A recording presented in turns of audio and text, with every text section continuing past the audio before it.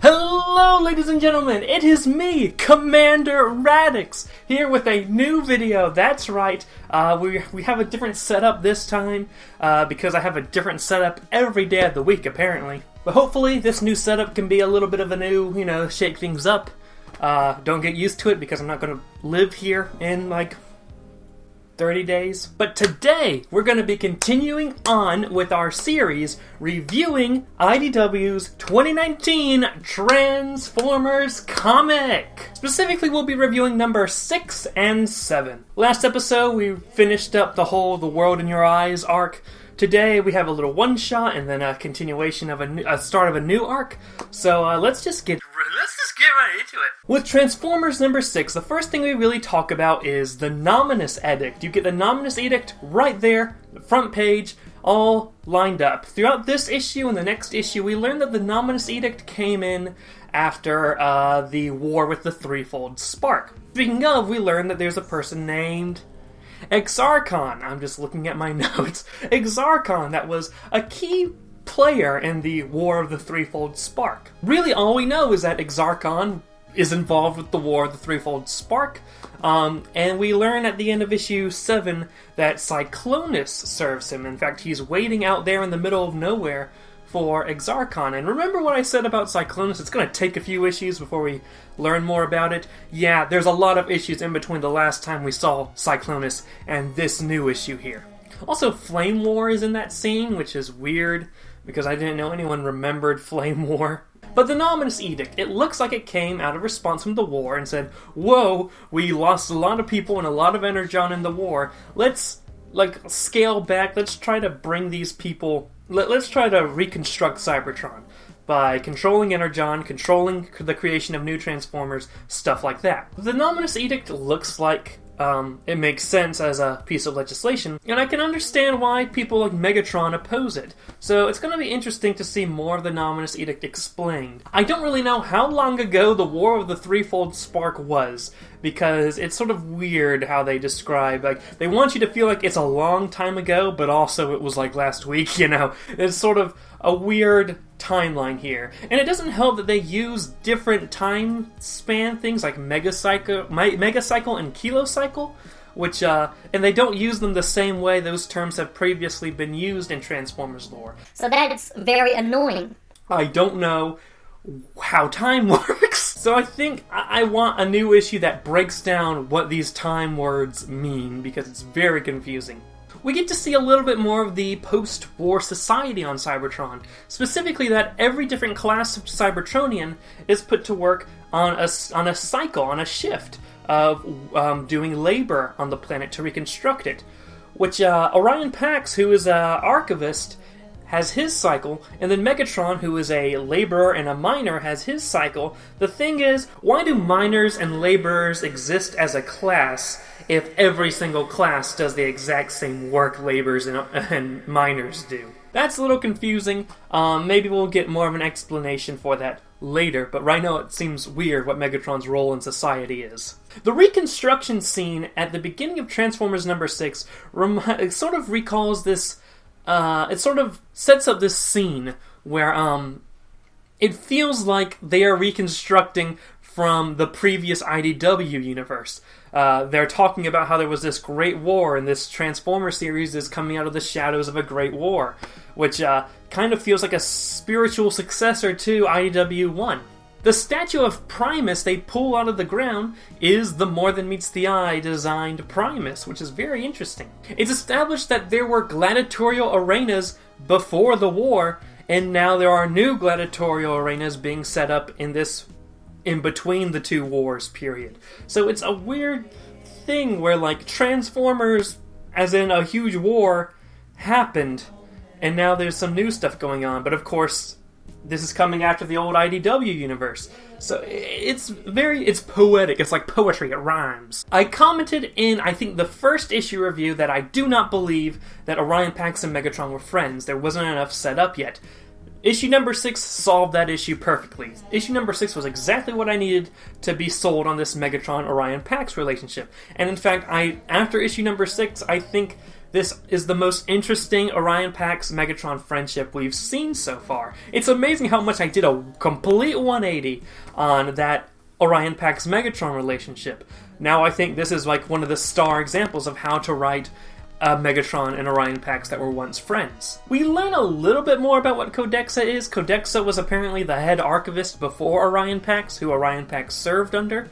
But at some point, Orion Pax just kind of drops the line like, "Oh, she's preparing to integrate with the planet." Like, why? Why are you trying to integrate with the planet?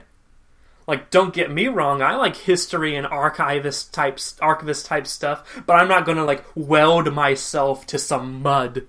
My number one complaint with Transformers number 6 is that there's too much vague dialogue. Like, "Oh yes, have you heard of the Great Storm?" Oh, I haven't heard of the Great Storm in many moon cycles. Like, it's a lot of weird, like, world building words, but like I said, world building with air quotes around it, because it's not real world building. You're just throwing in words here and there without building up what they mean. Transformers number 6, largest complaint, way too vague.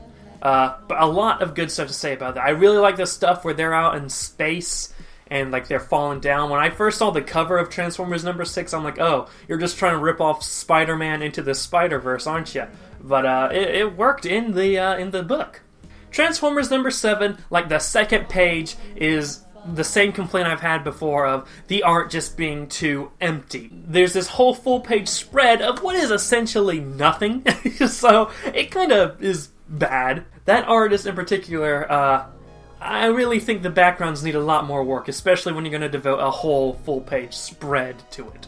This issue, like, sort of touches up on the fact that there are now 2 murders and 2 killers on Cybertron for the first time since presumably the threefold Spark War. You get a little scene with Ratchet in there, which is cool. Ironhide reports to Orion Pax that the Colony Tour is returning to Cybertron. That is, Sentinel Prime, Starscream, Nautica, and others are going to be returning to Cybertron. And I've been wondering, where is Starscream during all of this? You know, I like my Starscream, and he hasn't shown up. But now we know that Starscream's out there with Sentinel Prime looking at the Colony Worlds. And now they're going to be returning, and I'm very interested to see Sentinel Prime, Starscream, Nautica. That's going to be interesting. Especially since Nautica is, like, known for being the More Than Meets the Eye character. Or a More Than Meets the Eye character. I guess there is no the More Than Meets the Eye character. We see Bumblebee join the Ascenticon Guard, which was hinted at what he was going to do a few issues ago.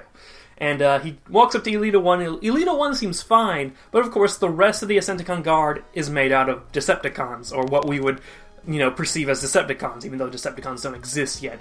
And it's interesting to see Bumblebee working alongside the Ascenticon Guard, because some of the, more Decepticon-type Ascenticons start making fun of how he lost Rubble, and Rubble is dead. Bumblebee comes swinging. He, beats the crap out of some people, and it's great. It's wonderful to see Bumblebee, being cool. This angry Bumblebee is on the rampage, and Elita 1 has to calm him down, but he sort of proves his worth to the Ascenticon Guard. And we've already talked about Cyclonus a little bit, but we see more that these dead people who are around Cyclonus are like his dead comrades from the threefold Spark War, and he's there waiting for Exarchon, which is weird because it seems like Exarchon's the bad guy of the threefold Spark War, so maybe we'll get more information on that, but he finds Flame War over at the memorial for the end of the war, and already we're opening up another question when we still have so many more questions left to answer.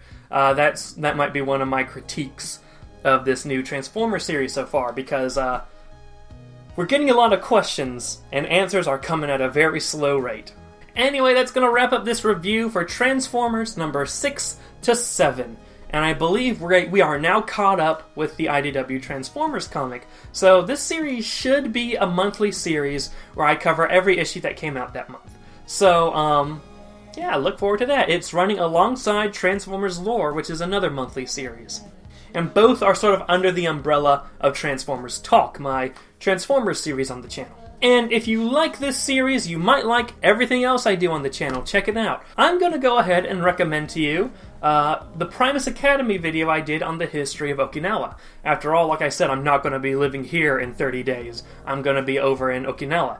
And it might be, you guys might want to know the history of the area I'm going to be living at. So that might be cool. So go check out that video. Subscribe to this channel if you have not yet. Also subscribe to the Lazy Koalas. It's my sort of group podcast channel. We really put a lot of effort into that stuff.